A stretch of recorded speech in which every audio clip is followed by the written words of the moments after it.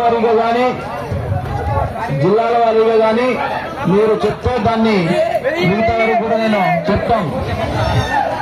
1000 రూపాయలు ఎవరి పేరు చెప్పాలి, ముందుకు రండి.